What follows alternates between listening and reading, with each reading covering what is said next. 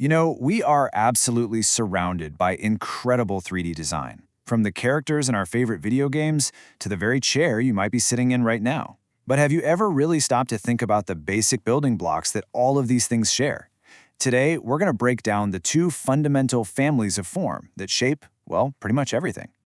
So let's start with a really simple, kind of fun question. What's the real, actual difference between a flat drawing of a dog and a real, live, tail-wagging puppy that can jump on your lap? You got it. It's that third dimension. It's all about the height. That's the magic ingredient that gives an object volume and lets it actually exist in the physical world with us. But the real magic isn't just that things are 3D, it's how they're built from the ground up. And this is where it gets really cool. Every single 3D object you can think of, whether it's a giant skyscraper or a tiny little snail shell, is built from just two fundamental families of form. Let's break them down. First up, you've got your geometric forms. These are the shapes that are all about mathematical precision. We're talking about the perfect cube, the flawless sphere, the totally uniform cylinder. They're predictable, they're measurable, and they often form the backbone of all the man-made stuff around us. And on the complete other side of things, we have organic forms.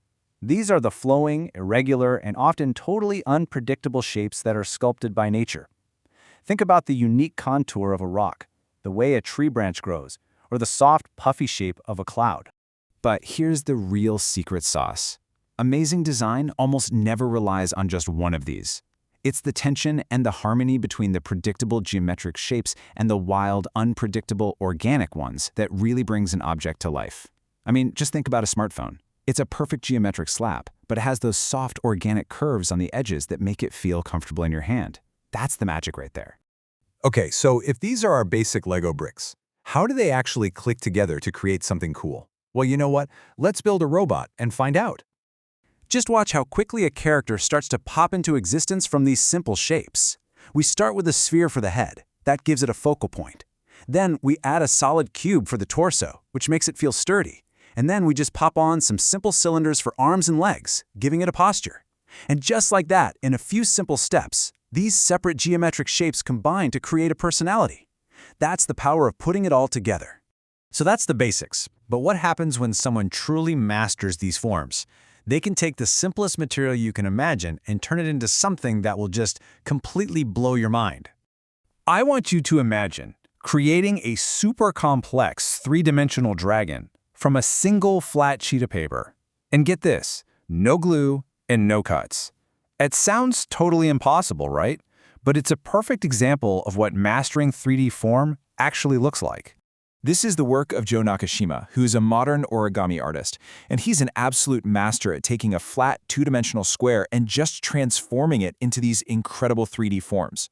His work is just this beautiful masterclass in how to create both sharp geometric creases and these flowing organic curves all at the same time. It proves that with enough skill, the line between those two families of form can just blur together into a single breathtaking piece of art. All right, now that you know the secrets behind all this, it's your turn to put this knowledge to the test. Let's turn you into a form detective.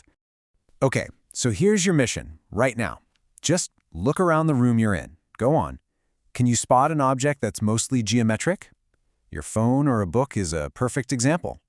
Okay, now, can you find something with organic forms? Maybe a houseplant or even just your own hand.